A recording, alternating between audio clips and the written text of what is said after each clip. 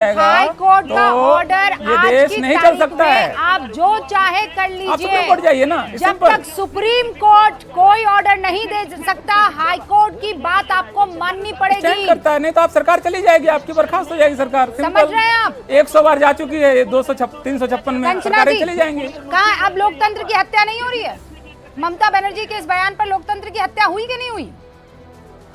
अच्छा हुआ मेरे साथ आप हैं और मेरे साथ दिलीप सर भी हैं। मैं दिलीप सर से पूछना चाहूंगी, सर आपने तो बहुत लिखा था कि जो ये नीरी पूरी दिलीप जी से पूछ लीजिएगा, मैं अलग से सेशन आपके लिए क्वेश्चन आंसर का बना दूंगी। पहले मेरे सवाल का जवाब दीजिए ना, ममता बनर्जी के सवाल पर क्यों भाग रही हैं आप? Kanchana ji, you are a dear friend, मुझे आप बहुत पसंद है, लेकिन इस सवाल से मैं आज आपको भागने नहीं दूंगी। आप मुझे इस सवाल का जवाब दीजिए। ममता बनर्जी ने जब कहा हाई कोर्ट का ऑर्डर नहीं मान रही हूँ मैं, ये लोकतंत्र की हत्या है कि नहीं है?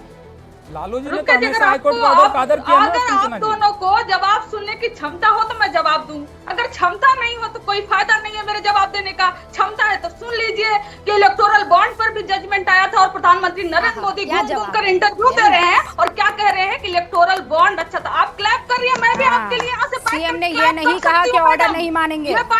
सीएम ने ये नहीं कहा कि ऑर्डर नहीं मानेंगे।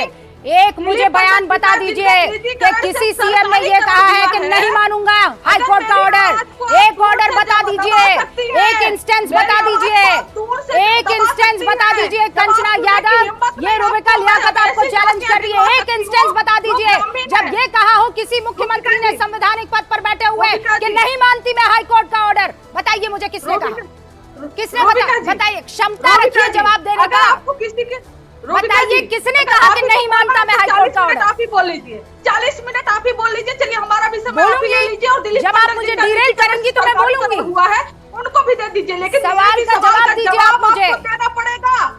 गुजरात में जब मुख्यमंत्री थे नरेंद्र मोदी, उन्होंने क्यों दिया 80 जातियों को, मुस्लिम जातियों को, ओबीसी में बेनिफिट? ये आपसे भी ये सवाल, ये दिलीप मंडल जी से भी ये सवाल, अलग से ग्रुप बना के बॉक्स बना के देना मुसलमानों को। जेडीएस ने जो प्रॉमिस किया, दिलीप सर आपको बुरा तो नहीं लगा होगा? उसने बोला कि हम 4% मुस्लिमों का आरक्षण देंगे। साउथ में जाए भाई साहब, नरेंद्र मोदी जी को सरकार बनानी होगी तो किसी भी स्तर तक चालाकी से मुद्दा बन रही है मैडम, बहुत चालाकी से। आपको यहाँ मैं क्लियर कर दूं, संविधान ने ये इजाजत दे रखी है कि जो जाति पिछड़ी है उसे अगर जरूरत है आरक्षण की तो उसे शामिल किया जा सकता है ओबीसी में। मुसलमान ओबीसी में है, बहुत सी ऐसी जातियां हैं। एक second Kanchana ji, with all due respect आप मेरी बात सुन लीजिए, मुझे इस बात से दिक्कत नहीं है। सच्चाई नहीं है सुनने की। नहीं, आप मुझे बताइए ना, आप मुझे बताइए क्या मोदी सरकार ने, क्या राहुल गांधी ने, क्या लालू प्रसाद यादव ने कभी ये कहा कि हाई कोर्ट का ऑर्डर हम नहीं मानते? क्या लालू प्रसाद यादव को सजा मिली तो उन्होंने कहा मैं नहीं मानता कोर्ट का ऑर्डर? क्या तेजस्वी यादव ने कभी ऐसा कहा कि उच्च न्यायालय का मैं ऑर्डर नहीं मानता? ममता बनर्जी को मत बचाइए। हकीकत सुनिए, आप यहाँ पर मंडल कमीशन में मंडल जी बैठे हुए बताएंगे गैर हिंदू जातियों को ओबीसी में आरक्षण देने की बात हुई है, नहीं बयान पर बात कीजिए। अरे हमने बोला ना आपको, वही के एक जज थे भाई साहब, वही के एक जज थे और कहते हैं कि हम तो संपर्क में थे सीधे बीजेपी से, आरएसएस से, लेकिन आपको समस्या नहीं होगी वहाँ पर। कूलिंग पीरियड जैसा कोई समस्या नहीं होगी। आप भी ये मान रही हैं? कूलिंग पीरियड अलग से तो नहीं दिया ना, बीजेपी से कैंडिडेट हो जाते हैं और यहाँ पर कंचना जी बहुत ध्यान देते हैं हमारे दिलीप जी। कर्पूरी ठाकुर से लेकर लालू यादव ने कब मुसलमानों को अलग से आरक्षण दिया है?